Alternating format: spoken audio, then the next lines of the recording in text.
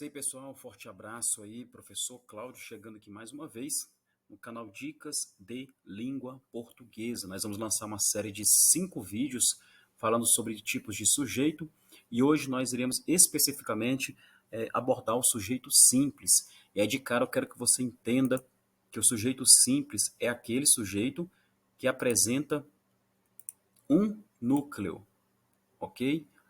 Sujeito simples é aquele que apresenta um núcleo. Então, este é o primeiro entendimento que você tem que ter acerca do sujeito simples. Não é aquele sujeito que tem uma palavra, que apresenta uma palavra. Porque a gente aprende dessa forma, né? Muitos aprendem dessa forma. Sujeito simples é aquele que apresenta uma palavra, e não é. Sujeito simples é aquele que apresenta um núcleo. Olhando para a tela, a primeira sentença que nós temos aqui, o atleta superou o obstáculo. Então, ao analisar tipos de sujeito, você primeiro encontra o verbo. Neste caso, superou. Superou é o nosso verbo. E aí você faz a pergunta, quem é que superou? Quem superou o obstáculo? O atleta. Então, o atleta é o nosso sujeito da oração, da primeira oração. Entretanto, vocês lembram que eu disse que o sujeito simples ele apresenta um núcleo. Quem é o núcleo da primeira oração, da primeira sentença? Quem é o núcleo? O núcleo é a palavra, é o substantivo atleta. Por quê, professor? Porque atleta faz a concordância com o verbo superou. Quem é que superou o obstáculo? Foi o artigo masculino definido o? Não. Quem superou foi o? Não. Quem superou foi atleta. Substantivo atleta. Então, atleta, neste caso, neste exemplo, nesta primeira sentença, nós vamos chamar de núcleo do sujeito, ok? O núcleo do sujeito não é o atleta é o sujeito. Atleta, núcleo do sujeito. Na segunda sentença, pessoal, segunda sentença, vamos lá.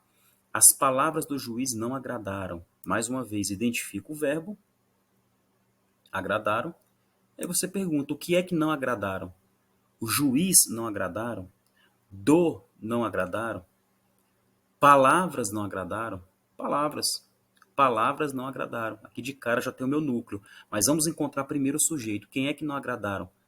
As palavras do juiz.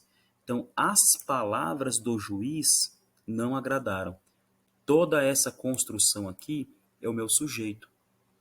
Agradaram é verbo. Núcleo do sujeito. Ficou fácil, né? Núcleo do sujeito, palavras. Por quê, professor? Porque palavras é que faz a concordância com o verbo agradaram. Quem é que não agradaram? Foram palavras. Palavras não agradaram. Ok? Na terceira sentença, para encerrar, crianças agitadas não aprendem. Crianças agitadas não aprendem. Você já sabe quem é o verbo da sentença, então você vai perguntar, quem é que não aprendem? Crianças agitadas. Então, crianças agitadas é o meu sujeito. Aprendem é verbo. Pergunta para o verbo, quem é que não aprendem? Crianças agitadas. Agora, para identificar o núcleo, você vai marcar aquela palavra, aquele vocábulo que faz a concordância, né? Aquele sintagma nominal que faz a concordância com aprendem. Quem é que não aprendem? Crianças ou agitadas? Crianças. Então, crianças é o meu núcleo do sujeito. Então, perceba que o sujeito simples não é aquele sujeito que apresenta uma palavra na sua construção, dentro do sujeito. Não. O sujeito simples é aquele que apresenta um núcleo. E ele pode, sim, aparecer, como no exemplo 2, exemplo 3, com mais de uma palavra. E não deixará de ser sujeito simples. Ok, pessoal? Então, a aula de hoje foi essa. Na próxima aula, nós iremos abordar o sujeito composto, fazendo aí uma comparação em relação ao sujeito simples. Então, é isso aí, forte abraço e até a próxima aula.